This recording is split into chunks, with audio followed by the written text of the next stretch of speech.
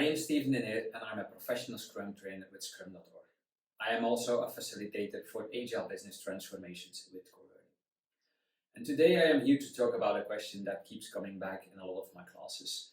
And it is about how big should a good product backlog be? How big should these items also be? When I met a product owner a while ago and she explained to me that her product backlog contains 40 to 60 items for the upcoming 40 years for her team, it got me thinking a bit more about the question. First things first. Remember, the purpose of the product backlog is to provide us with transparency on the future of the product, about the capabilities we might expect in the future in our product. That does mean that a product with too few items does not provide us with that transparency, with that insight.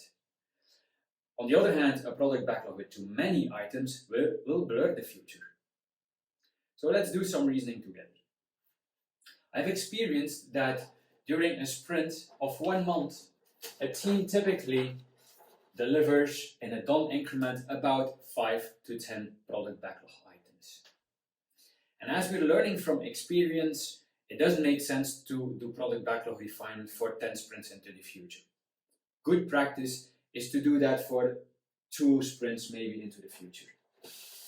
So that would mean another maximum 5 to 10 product backlog items for these sprints. Now, as the months further into the future, these product backlog items will be more coarse-grained, and let's say we go for the split of a ratio 2 to 5 items. That would mean that for 1 month here, we would have 1 to 5 items here. 1 item split into 5 would be 5, 5 items split into 2 would be 10. Of course, if we have 5 items here split into 5, that would mean 25, and our product backlog would explode for these upcoming sprints, which we do not want, so pay attention. That's really a maximum we see. So just multiplying by 4, because we're looking to 4 months further into the future, that would be about 20 product backlog items max for that upcoming period. It brings us to 40 items for 6 months so far.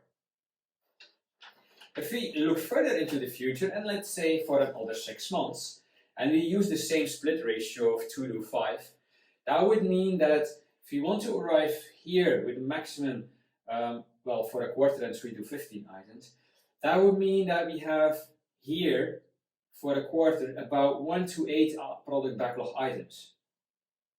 Split into 2, that would mean about 16 or 15, it's just good enough. That means per quarter 1 to 8 items, 2 quarters 2 to 16 product backlog items. So totaling that up, we now already have 1 year of work for our team. If you want to look even further into the future, which might be reasonable, and we keep using the same split of 2 to 5, that would mean for 6 months that we have about 8 items maximum. That covers us with another year. If we sum everything up now, that would be about 64 product backlog items covering 2 years. Well, I did make some assumptions, of course, and I might have made some mistakes in my calculations. But in the end, the theory behind Scrum is empirical process control and self-organizing teams. So in the end, it is you and your team that will have to find a good balance about how many items you really need in your product backlog to have a good view on your future. I hope now that you understand that your product backlog with good sized items and not too many but also not too less will provide you with that transparency.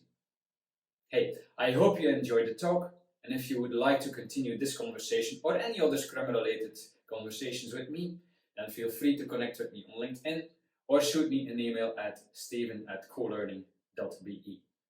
Thank you.